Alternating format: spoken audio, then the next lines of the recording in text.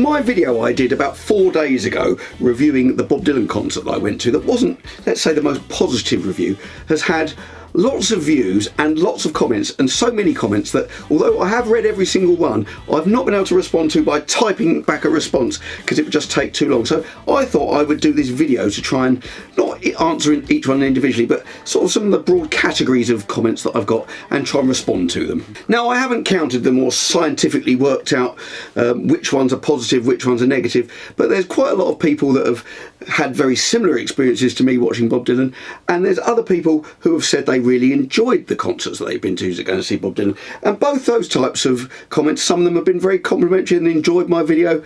They're absolutely fine. Everyone's entitled to their opinion. If everyone had the same opinion, the world would be very boring. But this was just my opinion. Now, the third category of comments are the ones where people disagree with me, and instead of saying why they disagree with me, they've basically been rude to me or insulted me, and ad hominem, I think it's called, when you attack the person rather than the argument. And they're the ones I'm going to address because, quite frankly, isn't it a bit ridiculous to have a go at me because I didn't like something that they like? So I'm going to go through these sort of various categories of personal attacks on me. And later on in the video, if you're one of those people who normally reads the title and watches the first bit of the video not very carefully and then leaves a sarky comment, maybe watch to the end. I'm going to do some sort of music, not music tuition, but I'm going to explain something about music when I'm talking about what Bob was doing. And then next time you're trolling and leaving unpleasant comments on people's videos, you might actually sound like you know what you're talking about. Now, perhaps these ad hominem attacks, maybe I come across as slightly cretinous and that I don't really know what I'm talking about. Maybe. So maybe I'll try and address that now to appear less cretinous than maybe I did in the last video. At no point in that last video did I suggest that anyone should not enjoy the concert because I didn't, which these people who are attacking me seem to think because they enjoyed it that I should. I also didn't insult anyone who said they would enjoy the concert. And there seems to be an overriding theme with all of these people. They seem to think because they've either liked Bob Dylan for longer than I have, I've been a fan since 1964, or I've seen him 3,000 times, that means that they know more about him and they know more about what he's thinking than I do. By using that daft logic, I'm going to argue back with some daft logic just to set the playing field straight so that we can maybe throw out that daft logic. I used to play in a band with and was friends with someone who played with Bob Dylan and in fact is on one of Bob Dylan's albums, and in the 80s he hung out with Bob Dylan for about 2 days while they were recording this album, and he told me lots of stories about that. So I suspect I have a more direct connection than all those people who are telling me that I don't know what I'm talking about. Of course, none of that makes any difference whatsoever, but I just thought I'd mention it. Now, the first category I'm going to deal with is the people who say it's my fault for not researching what Bob Dylan concerts are like these days before I went. Now, my response to that is, firstly, there were no videos of this tour online when I booked the tickets because I booked them ages ago before the tour started. Secondly, there's a no phone policy, so I didn't even bother looking because I assumed that nobody would have recorded or filmed the gig, as you're not able to. And thirdly, if I was to believe all these people that are leaving these comments, then I would have thought I would be in for a treat because they thought it was absolutely marvellous. Now, my argument would be, why should I do my research before I go and watch a gig? And why can't I just turn up and then form my own opinions without looking what other people thought before I went? Now, there can only be one reason why people are telling me to do this, because they know it's not very good. So go along knowing it's not very good, then you won't be disappointed like I was. There's your answer. Now, the people, as I mentioned earlier, who seem to look at the title of the video, watch the first bit and then leave some not very pleasant comment, but don't really watch the video. Even if they watch the first bit, they don't really pay any attention.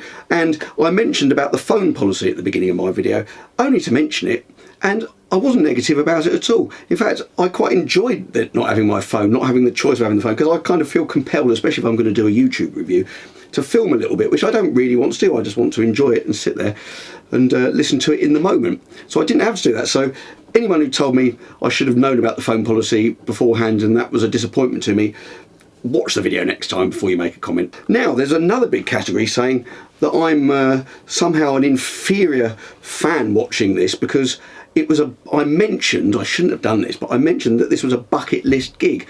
Now, that obviously has connotations that I'm not aware of, because I just meant by bucket list that there are a list of people that I would like to see live. I'd like to see them live because I'm fans of their music, and I would like to go and see them perform it live. It doesn't mean I'm checking it off for its own sake. Oh, I've seen them, I can go and show people. It's for my own benefit. I've got a list of people that I'd like to see, and I've seen most of them. I don't just go and see them and go, right, I've seen them, I'm never going to bother seeing them again. It was just literally so I could say I've seen them. If I enjoy them, then I'll go back multiple times. I saw Glenn Campbell 3 times. I saw Little Feat 3 times because they're some of my favourite artists, and I enjoyed the gig so much that I went back. Other artists I've seen recently, James Taylor, Paul McCartney, I would go back if I got the chance to see them again because it was so good. Now this was one I knew this would happen. I didn't know this video was going to be so popular. I've done lots of concert reviews and the majority of them don't get anything like the reaction this one has. Maybe because I've generally been more positive in my reviews. A lesson to learn there. Now I posted a clip of me playing the guitar, playing a Bob Dylan song. I'm doing the kind of a Hendrixy version of All Along the Watchtower. In the first clip I'm playing the guitar behind my head. And I kind of did this, I was kind of troll baiting, I suppose, thinking that if I put something up that's so different to the way that Bob Dylan presented his songs, it's bound to cause a bit of a kerfuffle, and it did.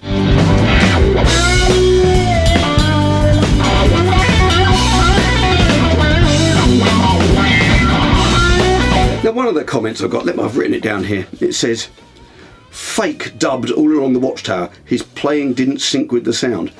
Now, when you're dealing with someone who clearly has such terrible eye-to-ear coordination, what can you do? I mean, I'll show you a little clip.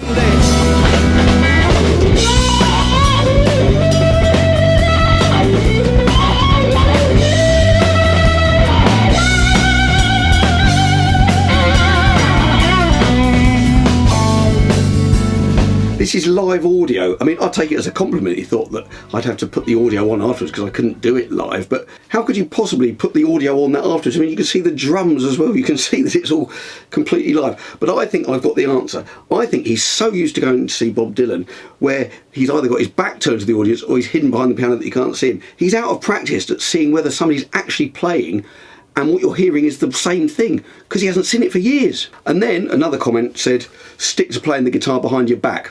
Well, if you're going to be rude about it, at least get your body parts correct. This is what it was. That's my head. Your back is a bit below your neck, above your bum. Fact. Now, I probably made a mistake in the video after listening to some of the audio by saying, am I missing something? Because lots of people left comments saying, yes, you are missing something. And then didn't bother telling me what it was I'm missing. Not the case with everyone. I did get this very useful tip here. I'm going to read this one because this was fairly useful. Did you miss something? Dylan would have asked you, what country are you from? Dylan is from the country with rough and rowdy ways. He has trailblazed his own ways and he doesn't give a shit about what anyone is thinking of his appearance, nor does his hundreds of millions of fans, because we listen by walking down the roads with him, all the way to the Delta and back. Another category of comments I'd like to deal with are the ones that say that Bob isn't there for the audience. He's just doing what he wants. I mean, I don't know how people know that. I mean, why do they know that and I don't know that? Do you know that he's not there for the audience? What's also puzzling is that they're using that in his defence. Oh, he's not there for the audience. Oh, well, that's all right then.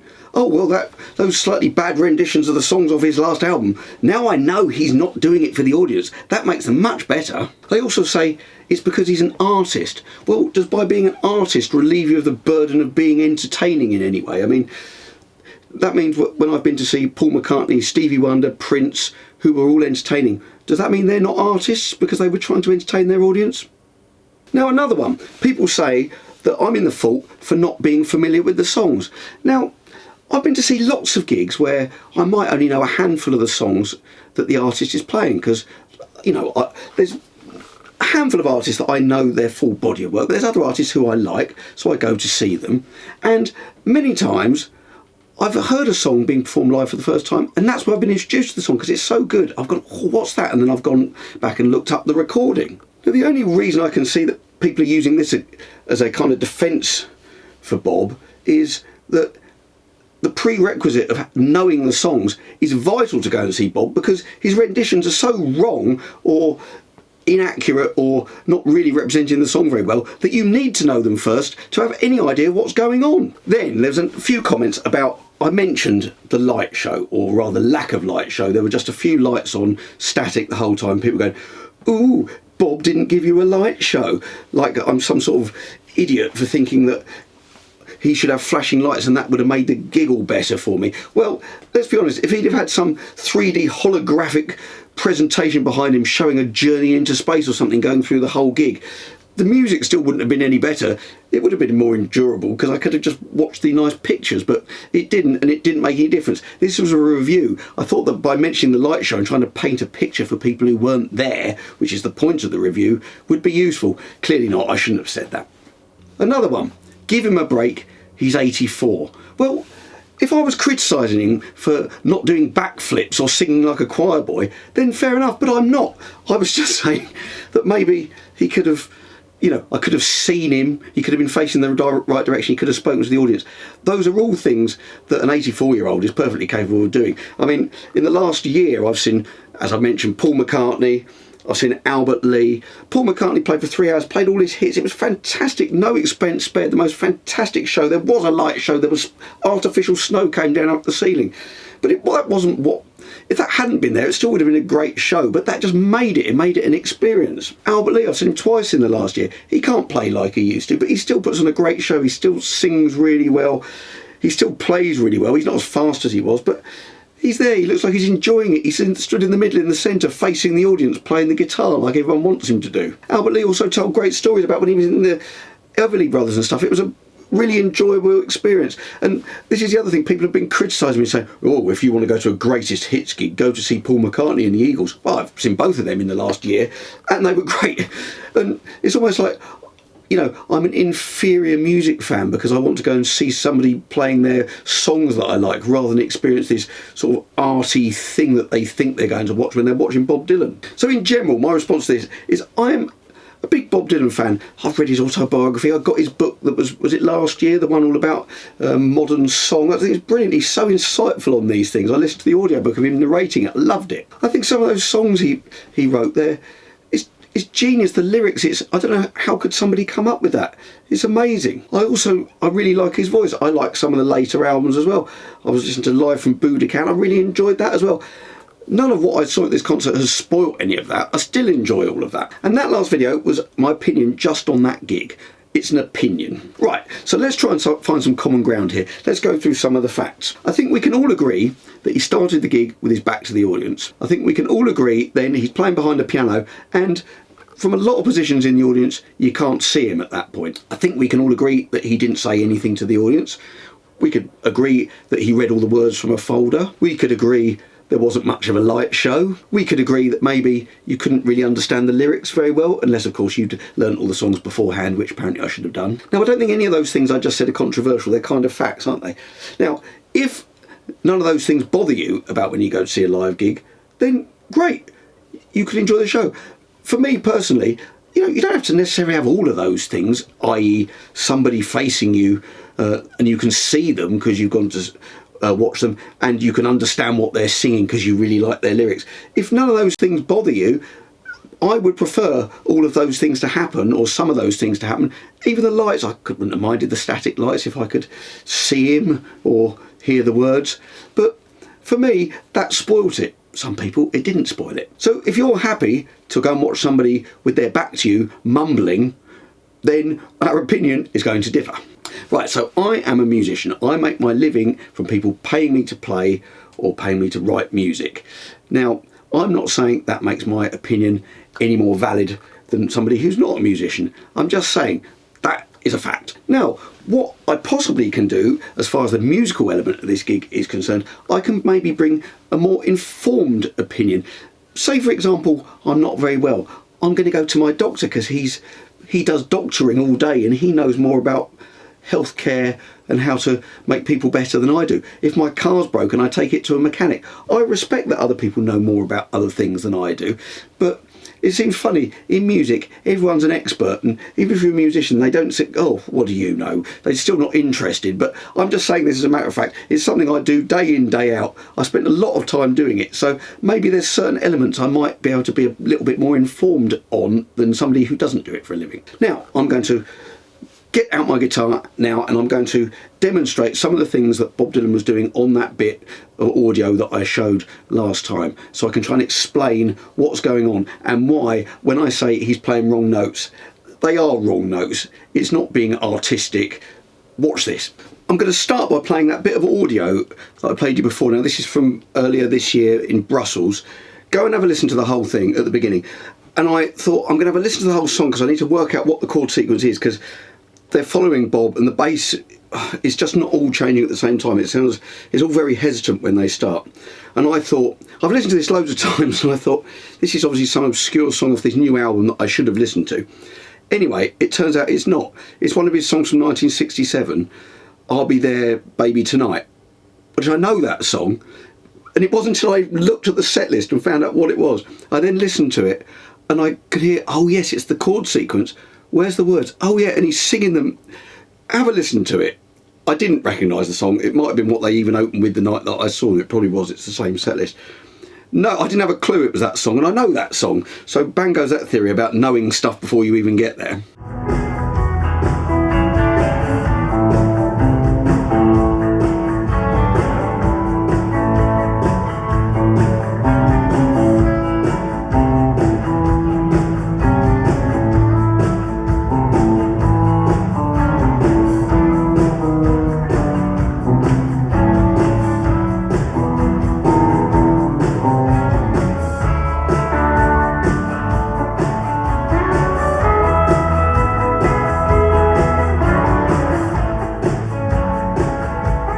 Anyway, the chord sequence of this song, it's in A.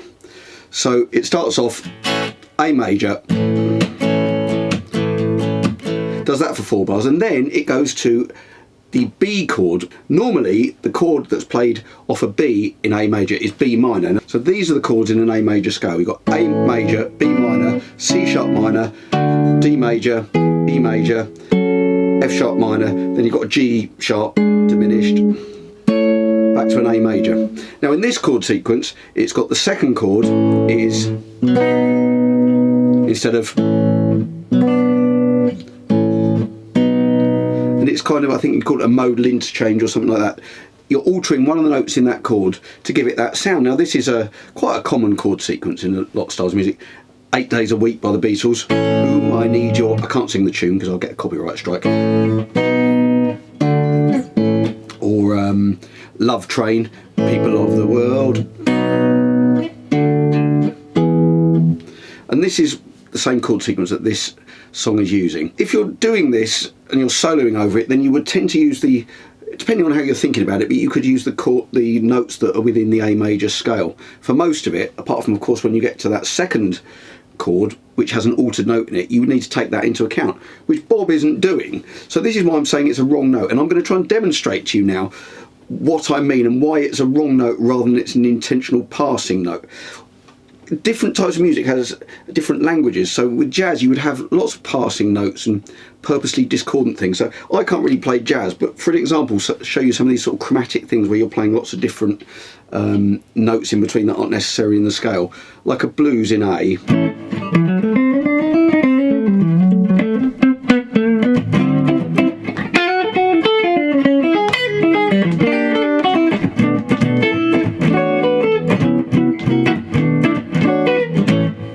I'm doing these kind of,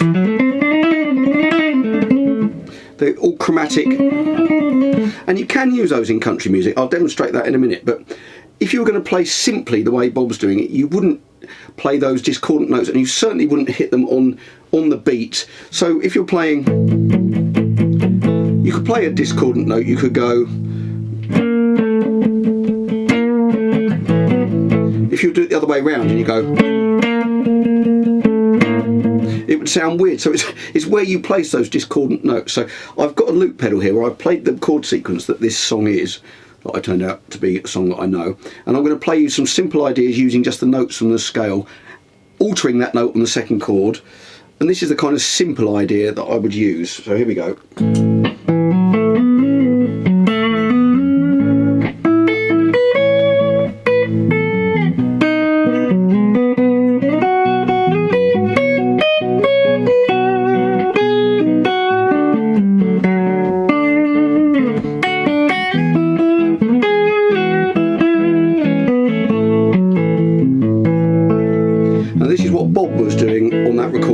similar.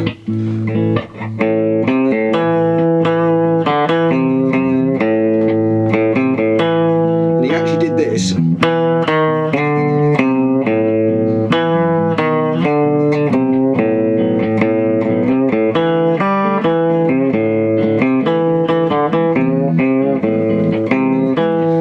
He's going for a kind of country thing there, but that would, to me, sound more like this if I was going to do a country sounding thing, kind of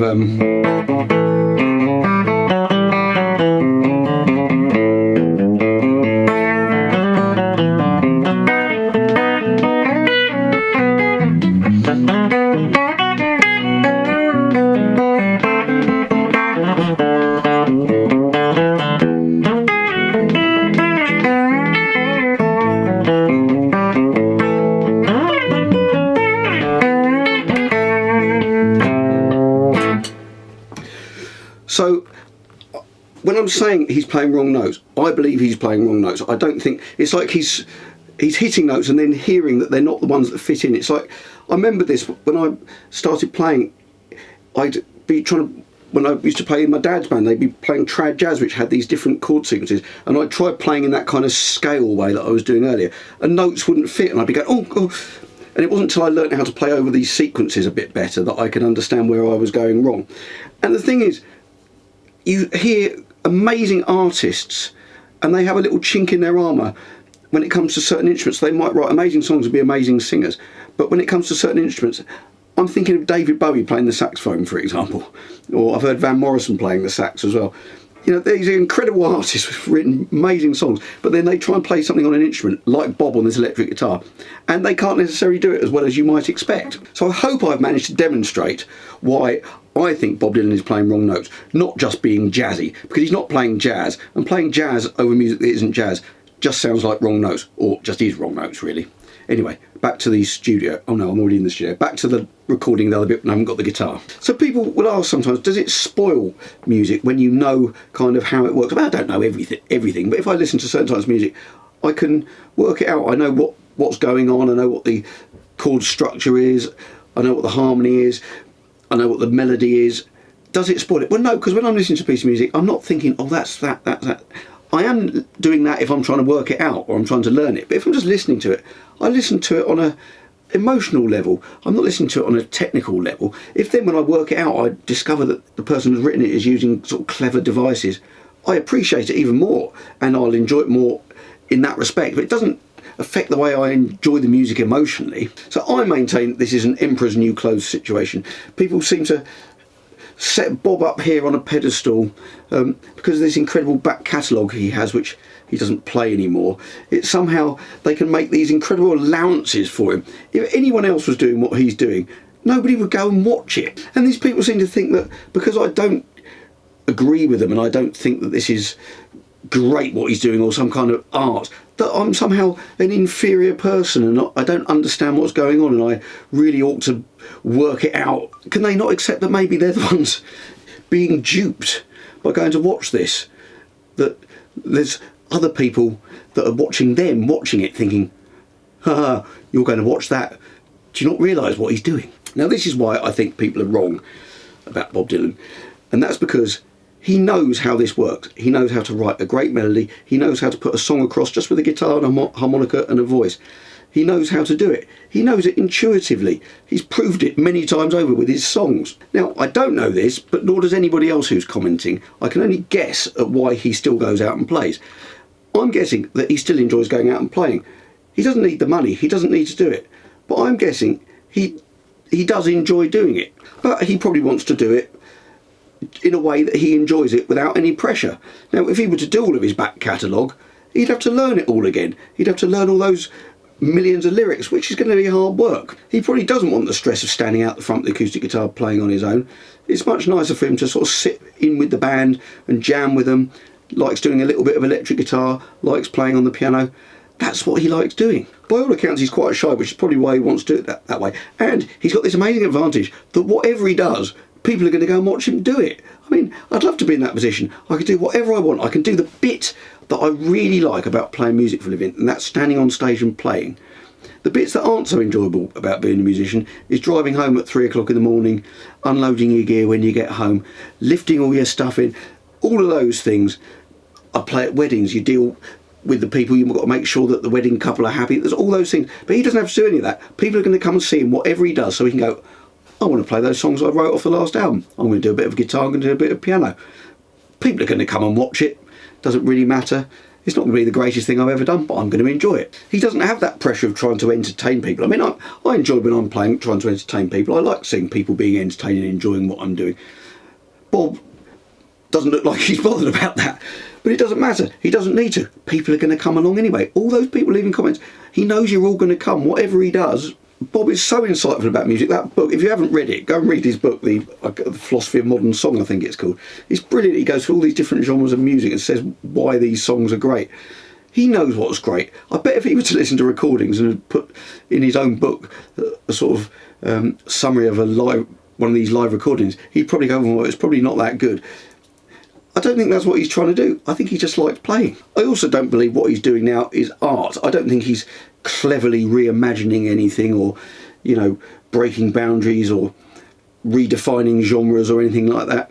I think, as I say, he's just going out and playing and enjoying it. I also think that if back in the 60s he'd played his brilliant songs so incoherently and grumpily and not presenting them very well, he would never have been the icon that he's become. If it is art, then I think it's an extended kind of bit of performance art where he's trying to push the boundaries of what he can do to the point where people will stop coming. But by the looks of it, he's pushed it so far and people are still flocking to see him. Now, if people are going to enjoy Bob for what it is, then good for them. I don't have any problem with that. I love it that he can go out and still play, fill big venues at his age, doing it the way he wants it.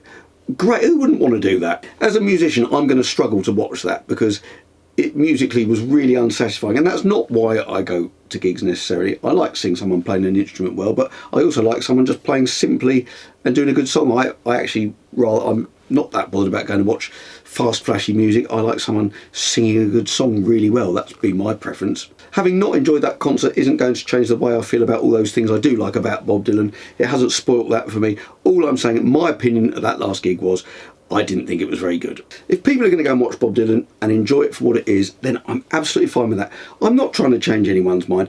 I'm stating my opinion, how I found the gig. It's a review. If you're going to leave a comment on this video, try and make it about the gig. Don't just insult me, because as I've hopefully explained that through the rest of this video, you're just going to make yourself look a bit daft, because it's logically useless insulting me because of what I think. The video's not about me, it's about the gig. So say something about the gig and your own experience with it. Don't go, I've been a fan of Bob Dylan since 1962 and you don't know what you're talking about, because really you're just making yourself look a bit daft. Hope you enjoyed the video. Next video will be out Friday 7 PM UK time, so I hope to see you then.